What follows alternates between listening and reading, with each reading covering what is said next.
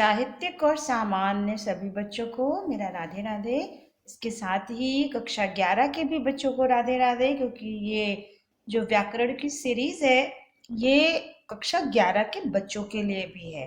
तो कक्षा 11 के साहित्यिक और सामान्य भी बच्चे अगर इस वीडियो को देखेंगे तो वो उनके लिए बहुत उपयोगी है, क्योंकि ये भी उनके कोर्स से संबंधित है।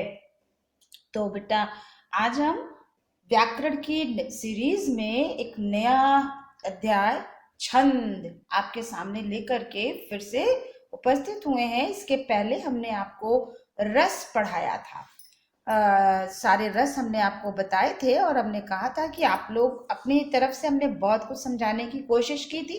फिर भी हमने आप लोगों से कहा था कि अगर आप लोगों को कोई चीज़ ना समझ में आए तो आप कमेंट सेक्शन में जाकर के हमसे पूछ सकते हैं या सुधार करने के लिए कह सकते हैं। तो हमने तो अभी तक चेक किया, सभी कह रहे हैं कि समझ में आ रहा है। अगर समझ में आ गया है तो ये बहुत अच्छी बात है मेरे लिए कि कम से कम आप लोगों को चीज़ें समझ में आ रही हैं। तो चलिए उसी क्रम को हम आगे बढ़ाते हुए अब काव्य सौंदर्य के तत्व में पहला था रस, अब दूसरा है छंद। तो हम छंद लेकर के आपके सामने फिर से आ गए हैं। अब आप लोग इस सीरीज का भी आनंद उठाइए, इसको अच्छे से समझिए, क्योंकि आज हम सिर्फ और सिर्फ आपको छंद की जो बेसिक चीजें हैं वो बता रहे हैं। क्योंकि छंद सब रट तो लेते हैं, उदाहरण भी रट लेते हैं, लेकिन जब मात्राएं लगाने की बात आती है तो मात्राएं नहीं लगा पाते हैं, बहुत गलत लगाते हैं।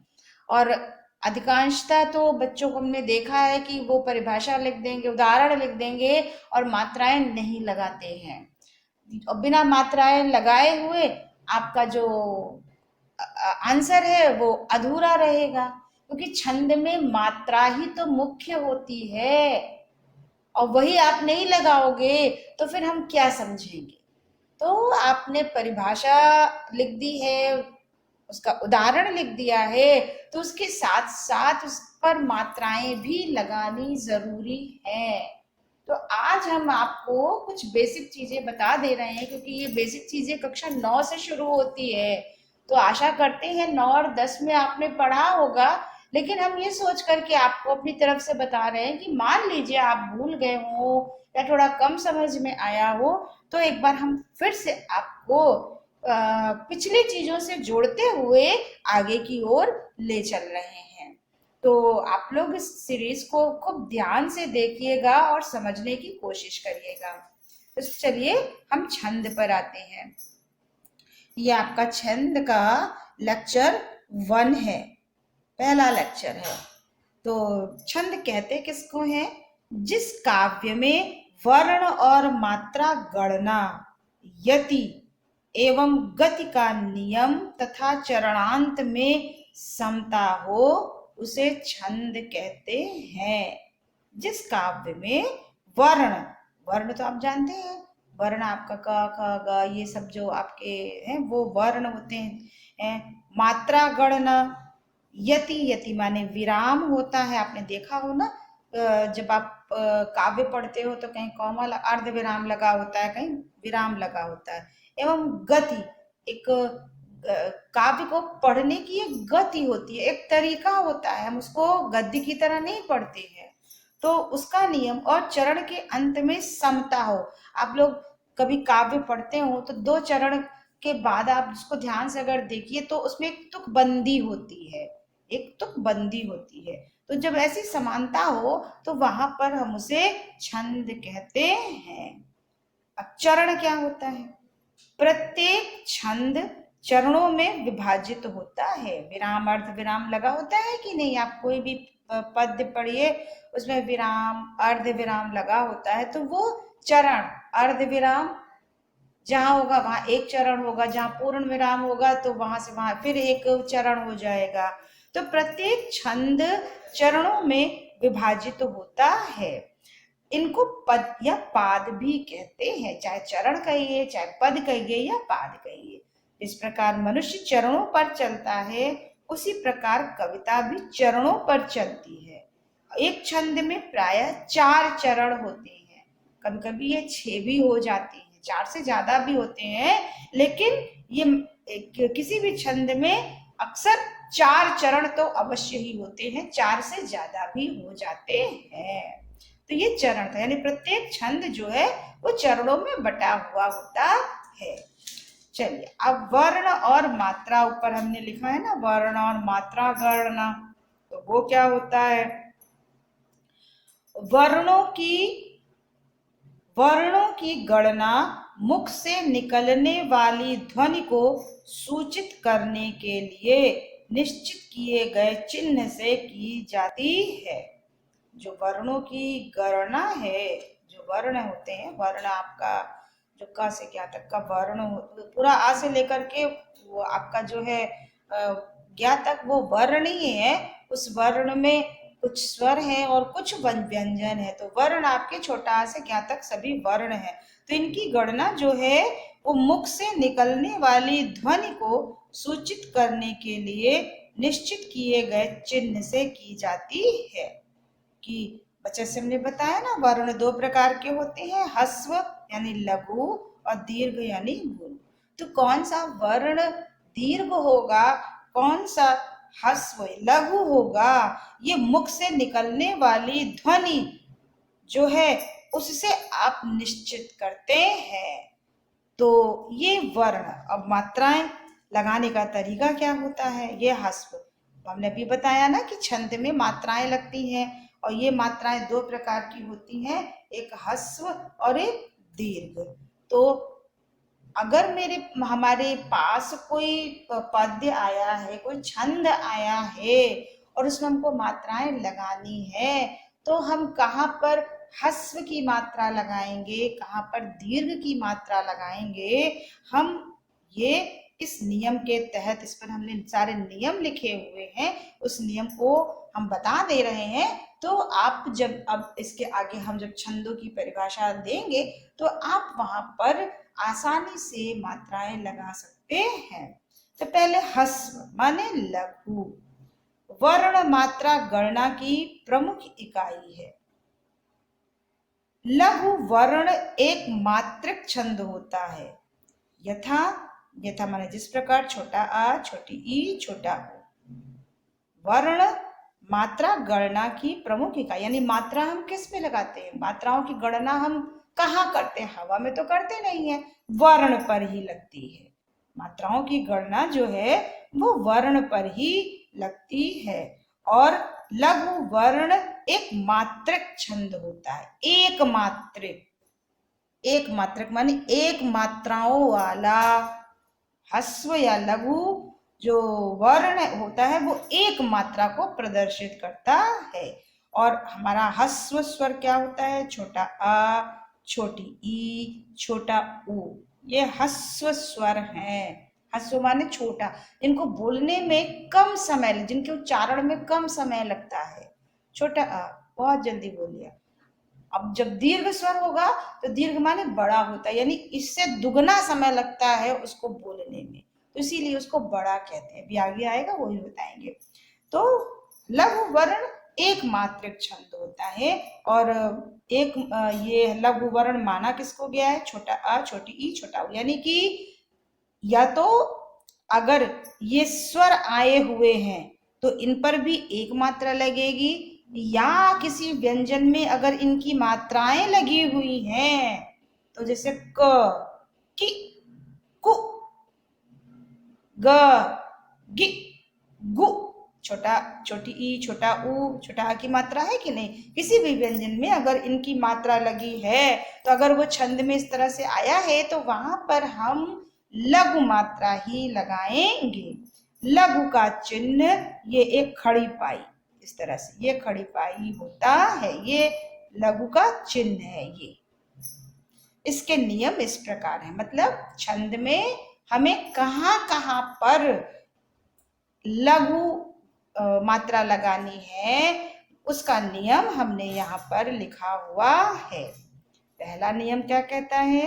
संयुक्ता अक्षर स्वयं लघु होता है। संयुक्ता अक्षर, अक्षर संयुक्त वर्ण या अक्षर, यानी दो अक्षर जो संयुक्त रूप से जुड़े हुए होते हैं वो अगर कहीं आता है तो वो हमेशा लघु होता है। जैसे दुष्ट, दुष्ट में देखिए श और ट, ये आपका संयुक्त अक्षर है, तो इन दोनों में हमेशा एक वर्ण ही, एक मात्रा ही लगेगी हमेशा।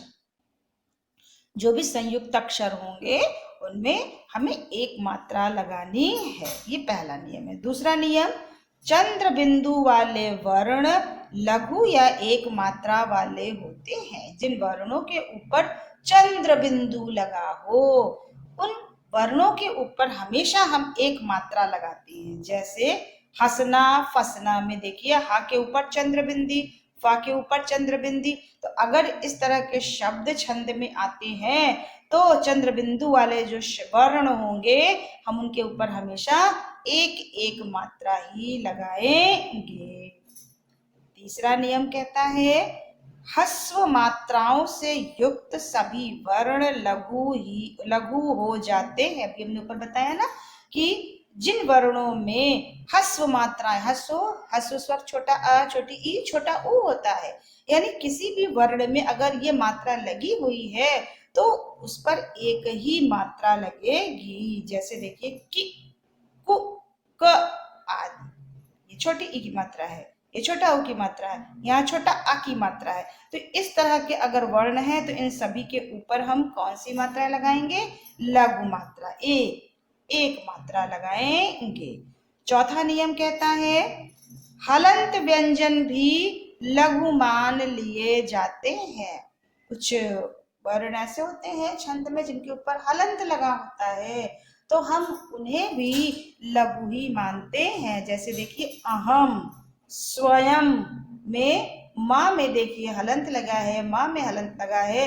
तो अगर इस तरह से छंद में इस तरह के शब्द आते हैं हलंत वाले तो इन हलंत वाले शब्दों के ऊपर भी एक मात्रा लगेगी। तो ये आपका ह्रस्व यानी लघु मात्रा, एक मात्रा जहां लगानी है उससे संबंधित ये नियम था। अब आइए दीर्घ, गुरु जिसको बोलते हैं गुरु। ह्रस्व को लघु बोलते हैं, दीर्घ को गुरु। तो लघु मात्रा और गुरु मात्रा, तो उससे वो किसको कहते हैं, कहाँ कहाँ लगेगा उसका भी नियम हम आपको बता रहे हैं। दीर्घ वर्ण ह्रस्व या लघु की तुलना में दुगनी मात्रा रखता है। अगर ह्रस्व में एक लगती है तो दीर्घ में दुगनी यानी दो, एक का दूना क्या होता है दो, तो उस पर दो मात्रा रखी जाती है। और दीर्घ वर्ण के लिए ये निशान होता है एस की तरह, ये इसका मतलब है कि ये दो मात्राओं को प्रदर्शित करता है, इसका चिन्ह प्रयुक्त होता है। मात्रा की गणना से संबंधित दीर्घ वर्ण संबंधी नियम इस प्रकार है। अभी हमने ऊपर आपको लघु मात्रा लगाने का नियम बताया था, अब हम आपको दीर्घ मात्रा लगाने का नियम बता रहे हैं। तो पहला नियम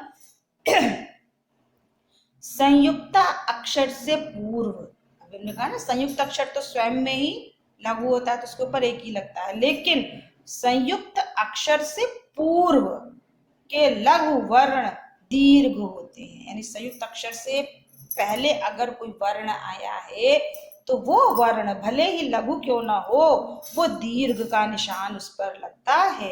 यदि उन पर भार पड़ता है तो भार पड़ने का तात्पर्य कि उनको बोलने में हमें ज्यादा समय लग रहा है। देखिए जैसे छोटा आ बोलते हैं कम समय लगा, बड़ा आ खींच कर बोला, तो जितना छोटा आ में समय लिया हमने उतना उससे दुगना समय हमने बड़ा आ में लिया। छोटी ई बड़ी ई, छोटा ऊ बड़ा ऊ, तो दुगना समय लग रहा है। तो दीर्घ का मतलब जिनके उच्चारण में ज्यादा समय लगता है उसे ही हम दीर्घ मानते हैं। कभी कभी कुछ ऐसे लघु वर्ण होते हैं जब वो किसी शब्द में आते हैं तो उन्हें बोलने के लिए हमें ज्यादा समय, उच्चारण में ज्यादा समय देना पड़ता है, तो ऐसे वर्णों में भी हम दीर्घ लगाते हैं। वास्तव में अगर देखा जाए तो जो दीर्घ मात्रा है वो उच्चारण पर ही निर्भर होता है। जिनके उच्चारण में हमें अधिक समय लगता है वास्तव में वे वर्ण ही दीर्घ कहलाते हैं। तो अभी हमने कहा कि संयुक्त अक्षर से पूर्व के लघु वर्ण दीर्घ होते हैं यदि उन पर भार पड़ता है, जैसे दुष्ट।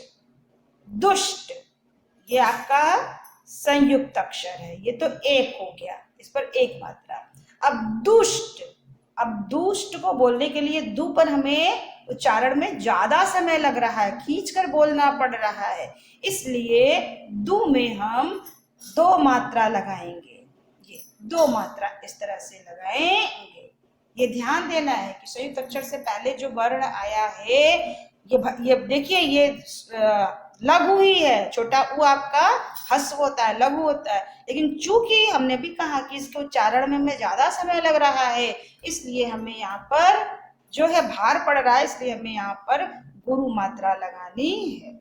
ये पहला नियम था। दूसरा नियम है अनुस्वार युक्त वर्ण दीर्घ होते हैं। जितने भी वर्ण हैं अगर उन सब के ऊपर अनुस्वार यानी अंग की मात्रा लगी है तो वो सारे दीर्घ होंगे। जैसे कंत, कंत, देखिए कंत अनुस्वार बोलने के लिए हमें थोड़ा खींचना पड़ रहा है।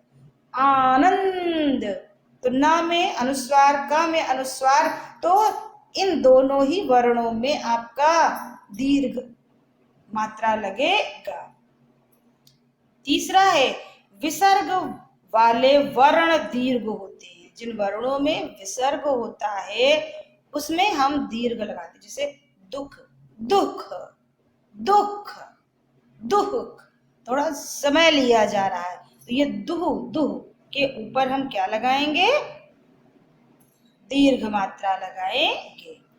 चौथा है दीर्घ मात्राओं से युक्त वर्ण दीर्घ माने जाते हैं। दीर्घ मात्राओं से आपका बड़ा आ, बड़ी ई, बड़ा उ, ए, आए, ओ, आओ, अंग, ये सभी दीर्घ स्वर माने जाते हैं, ये सभी दीर्घ स्वर हैं। तो ये मात्राएं जिन वर्णों में लगेंगी वो सारे वर्ण दीर्घ होंगे। जैसे का, के, नी, ये सारे देखिए बोलने में ये सारे बड़ी ई, ने, ए, का यानी बड़ा आ, ये सारे दीर्घ स्वर हैं। अब ये मात्राएं, ये मात्रा जिनमें लगी हुई हैं ये सारे वर्ण आपके दीर्घ हो जाएंगे। जैसे देखिए कौन, कौ, कौ, आप बोल रहे हैं ना, उच्चारण में ज्यादा समय लग रहा है। काम, काम, में देखिए कितना कम समय लगा। का को हम उच्चारण में ज्यादा समय लग रहा है, इसलिए कौ में दीर्घ लगेगा, का में दीर्घ लगेगा। कै से दोनों में आपका लग रहा है, ये दोनों ही दीर्घ हो गया आपका। तो ये सभी वर्ण जो है ये इन सभी वर्णों पर आपकी दीर्घ की मात्रा लगेगी। यदि उनका उच्चारण लघु की तरह किया गया है, कभी कभी अपवाद होता है कि कभी कभी दीर्घ मात्राएं लगी है लेकिन उनका उच्चारण हम अगर लघु की तरह करते हैं तो उन्हें लघु ही माना जाएगा। जैसे कहे, कहे नहीं पढ़ा हमने, कहे है आपकी एक ही मात्रा, ये आपका दीर्घ स्वर होता है, लेकिन चूंकि उच्चारण के समय इसका उच्चारण जो हो रहा है वो लघु की तरह हो रहा है, कम समय में हो रहा है, इसलिए ये दीर्घ होते हुए भी यहाँ पर लघु की मात्रा लगेगी। कहे, कहे अगर हम खींच करके बोलते लेकिन वो उच्चारण गलत हो जाएगा, तो इसलिए कभी कभी जो है दीर्घ मात्रा वाले वर्ण भी उच्चारण लघु की तरह होने पर वहां पर एक मात्रा लगती है। तो वास्तव में उच्चारण ही किसी वर्ण के दीर्घ बनाने का आधार है। और एक अंतिम नियम है, कभी कभी चरण के अंत में लघु वर्ण भी विकल्पतः दीर्घ मान लिए जाते हैं। चरण के अंत में, जैसे लीला तुम्हारी अति ही विचित्र, लीला तुम्हारी अति ही विचित्र, त्र, विचित्र, त्र में थोड़ा सा उच्चारण में जोर लग रहा है, इसलिए यहाँ पे त्र क्या हो गया आपका? दीर्घ है। वैसे भी त्र संयुक्त व्यंजन है तो ये दीर्घ हो गया। अब सम, अर्धसम और विषम, आप लोग दोहा, सोरठा, चौपाई, रोला इतना तो आप लोगों ने हाई स्कूल तक पढ़ा होगा। तो जब आप दोहा पढ़ते हो तो कहते हैं ना अर्धसम मात्रिक छंद है या विषम मात्रिक छंद है, सम मात्रिक छंद है। तो ये सम मात्रिक, अर्ध सम या विषम क्या होता है ये भी जान लीजिए आज आप। इसलिए थोड़ा बेसिक बता रहे हैं जिससे कि आपको अच्छे से समझ में आए। और आप अगर कभी भूल भी जाए, भाई रटी हुई चीज भूल जाती है, लेकिन अगर समझ करके आप पढ़े हो तो जब समझी हुई चीज रहेगी तो वहां पर आप अपने से भी लिख सकते हो। तो देखिए हम इसीलिए सम, अर्धसम और विषम आपके बारे में आपको बता रहे हैं। जिन छंदों के चारों चरणों की मात्राएं या वर्ण एक से जिन छंदों के चारों चरण, भाई कम से कम 4 चरण होता है, ये 4 के बाद 6 चरण भी हो सकता है। तो चारों चरणों की मात्राएं, चारों चरणों की मात्राएं या वर्ण एक से हो, या तो वर्ण एक समान हो। अगर किसी में 11 वर्ण है तो चारों चरणों में 11-11 ही वर्ण हो। और अगर ये तो वर्ण हुआ, और अगर मात्रा देख रहे हैं तो एक चरण में जितनी मात्रा है चारों चरण में उतनी ही मात्रा होनी चाहिए। इसीलिए कहा गया मात्राएं या वर्ण, या तो मात्राएं बराबर होंगी और या तो वर्णों की संख्या बराबर होगी, एक समान होगी, तो वे सम कहलाते हैं। जैसे चौपाई, चौपाई चूंकि मात्रिक छंद है तो कोई जरूरी नहीं है कि यहाँ पर वर्ण की संख्या बराबर हो। इसमें 16 मात्राएं चारों चरण में होती हैं, हर चरण में 16-16, तो ये सम मात्रिक छंद है। इंद्रवज्रा, इंद्रवज्रा ये वर्ण वृत्त छंद है, वर्णिक छंद है, तो इसमें वर्णों की संख्या समान होगी। 11 वर्ण है तो चारों चरण में 11-11 ही वर्ण होंगे।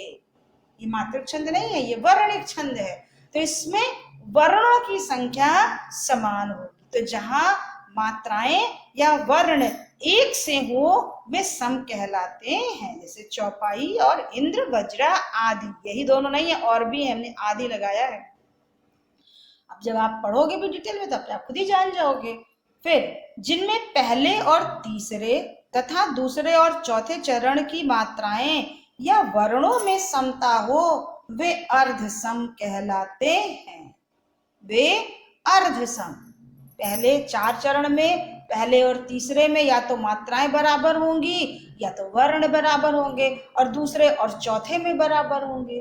पहला और दूसरा बराबर नहीं होगा, पहला और तीसरा बराबर होगा, दूसरा और चौथा बराबर होगा, या तो मात्रा बराबर होगी और या तो वर्ण बराबर होंगे। तो ऐसे छंदों को हम बोलते हैं अर्धसम छंद कहलाते हैं।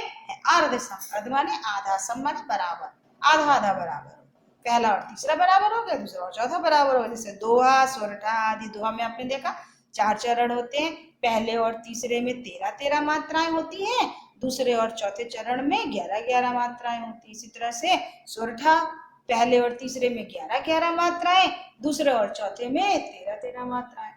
तो ये अर्धसम है, दोहा और सोरठा।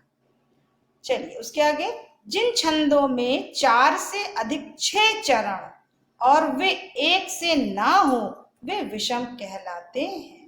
जैसे छप्पय और कुंडलियां, मतलब ऐसे छंद जिसमें 4 चरण ना हो, 4 से ज्यादा हो, विषम के लिए 4 से ज्यादा होना चाहिए, 6 चरण हो और उसमें भी सभी में एक जैसे ना हो, तो वहां पर मतलब कि 2 चरण में कुछ और हो, आगे के चरण में कुछ और हो, टोटल मात्राएं तो समान आएंगी जोड़ने पर, लेकिन चरण के अनुसार अगर हम लेंगे तो उसमें समानता नहीं रहेगी। जैसे कुंडलियां, अभी आगे आएगा तो आपको बताएंगे। इसमें शुरुआत में दोहा और बाद में रोला जोड़ करके कुंडलियां बनाया जाता है। कुल 6 चरण होते हैं, कुल 6 चरण होते हैं। तो 2 जो है दोहा और 4 रोला, तो दोहा में तो 13-11 होता है और रोला में 11-13 हो जाता है, दोनों मिला के 24 हो जाते हैं, लेकिन चूंकि अलग अलग है इसलिए यहाँ पर आपका विषम मात्रिक छंद हो जाता है। अब छंदों के प्रकार पर आइए, बहुत बहुत डिटेल में हम नहीं गए हैं, अभी तो बहुत सी चीज़ें थी, लेकिन हम बहुत डिटेल में ना गए जिससे कि आपको निरस्ता ना आए और आपको ये लगे हमको अभी इस चीज़ का काम नहीं है, एग्ज़ाम आने वाला है, हमें तो कोर्स के हिसाब से पढ़ना है। तो चूंकि हम कंपटीशन लेवल पे पढ़ा नहीं रहे हैं, बच्चों को ही पढ़ा रहे हैं, इसलिए हमने थोड़ा सा शॉर्ट में ही लिया हुआ है। कंपटीशन वाले बच्चों को अगर पढ़ाना होता तो हम अभी इसमें बहुत सी चीज़ें जोड़ते, काफ़ी चीज़ें हैं। तो छंद के प्रकार, छंद मुख्यतः दो प्रकार के होते हैं, एक मात्रिक छंद होता है और एक वर्णवृत्त होता है, यानी वर्णिक। वर्णवृत्त कहिए या वर्ण। मात्रिक छंद किसको कहते हैं? मात्रा की गणना पर आधारित छंद मात्रिक होता है, यानी कि जिस छंद की गणना हम मात्राओं के आधार पर करते हैं उसको हम मात्रिक छंद कहते हैं। इनमें वर्णों की संख्या भिन्न भिन्न हो सकती है, यानी वर्ण जो है वो अलग अलग हो सकते हैं, किसी में 10, किसी में 11, किसी में 12, लेकिन मात्राएं जो है उतनी ही होंगी और वो मात्राएं नियमानुसार होनी चाहिए। ये आपका मात्रिक छंद था। वर्णिक छंद क्या है? केवल वर्ण गणना के आधार पर रचे गए छंद वर्णिक छंद कहलाते हैं। वर्णिक छंद में वर्णों की गणना होती है, वर्णों की गणना होती है और उस गणना के आधार पर जो छंद होते हैं उसे हम बोलते हैं वर्णिक छंद। अब ये आपको और अच्छे से जब समझ में आएगा जब हम आपको सबका एक अलग अलग उदाहरण देंगे, उसको बताएंगे नियम, तो आपको और भी अच्छे से ये चीज समझ में आ जाएगी। तो ये हमारा आज का लेक्चर था। समाप्त करने से पहले हम आपको ये जरूर कहेंगे कि मात्राएं लगाने का तरीका, ये जो नियम हमने बताया था कि ह्रस्व मात्रा कहाँ लगेगी, दीर्घ मात्रा कहाँ लगेगी, लघु या गुरु मात्रा, वो नियम बेटा आप लोग अच्छे से पढ़ लीजिएगा, खूब अच्छे से पढ़ लीजिएगा। क्योंकि जब भी आप छंद लिखोगे वहां पर छंदों की पहचान जो है वो मात्राओं से ही होती है। क्योंकि अगर आपको परिभाषा लिखने को है, चलिए ठीक है आप एक दो रटे हो आप लगा लोगे, लेकिन कभी कभी उदाहरण दिया रहता है और वहां पूछा जाता है कि यहाँ पर कौन सा छंद है, तो किसी छंद की पहचान हम देख कर नहीं कर सकते हैं। किसी छंद की पहचान के लिए उसमें हमें मात्राएं ही लगानी पड़ती हैं और मात्राएं लगा करके ही हम छंदों की पहचान कर पाएंगे। तो आज का लेक्चर आपको कैसा लगा बेटा? आप लोग कमेंट्स के द्वारा बताने की कोशिश करिएगा और अच्छा लगा तो आप लोग लाइक करना ना भूले और शेयर जरूर करिए बेटा। सब्सक्राइबर्स की संख्या बढ़ाइए, क्योंकि अगर आप नहीं बढ़ाओगे तो फिर इसमें मेरा घाटा है। अगर आपको अच्छा लग रहा है तो आपके आस पास अड़ोस पड़ोस या जो भी आपसे संबंधित हैं आप उनसे रिक्वेस्ट करिए कि वो लोग भी मेरे चैनल को सब्सक्राइब करें। अगर अच्छा लगे तो, नहीं अच्छा लगे तो कोई बात नहीं, कोई जबरदस्ती नहीं है। तो आज के लिए इतना ही। सभी को मेरा प्यार।